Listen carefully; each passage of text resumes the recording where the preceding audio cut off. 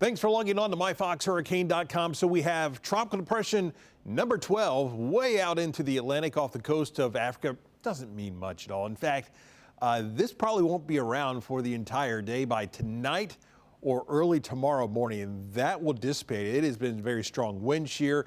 And then we're also watching this area that is now working its way into the Caribbean. In fact, hurricane hunters, they were just flying in this system just a few minutes ago. They're now heading back to land, and what they're really finding is this is still a fairly disorganized system. They are finding some stronger wind speeds, but it doesn't have that defined closed circulation. It's more of an elongated area of low pressure, so it's going to take some time, bottom line, to see something develop with that. But first stop is that tropical depression number 12. Top winds are at 35 miles an hour. You can tell what is going on with this. You're seeing the center is over here. You're seeing all this what looks like disorganized convection all sitting well to the east and to the northeast. It is that strong wind shear, which is just blowing this system apart.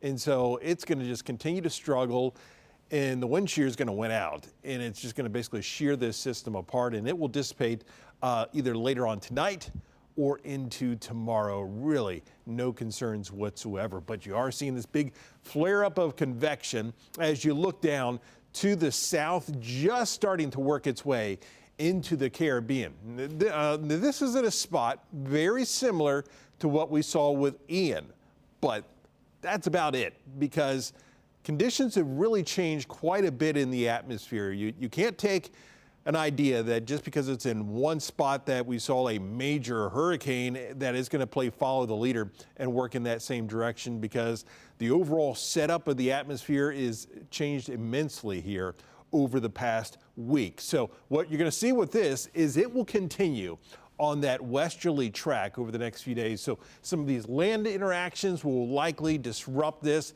But as far as wind shear, it's in an area with lower wind shear, but at the same time, we have this big ridge which is set up across the southeast, and that's going to basically block anything and not really allow it to work its way up into the Gulf of Mexico or into our area. So what you're looking at is basically that westerly track will continue.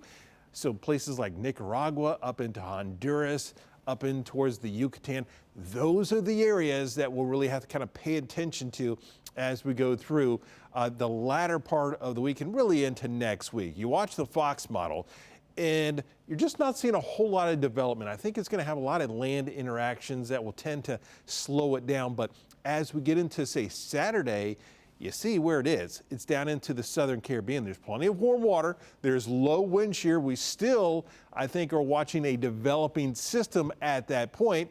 But by this point, it will be out over some open water where it has that ability, it has that chance that it will further intensify, and we'll be watching down to our south because we have that high, which just is not going to allow anything to work its way up in our direction. It will steer it basically right on towards the west. But we'll continue to watch it, and we will keep you updated right here on MyFoxHurricane.com.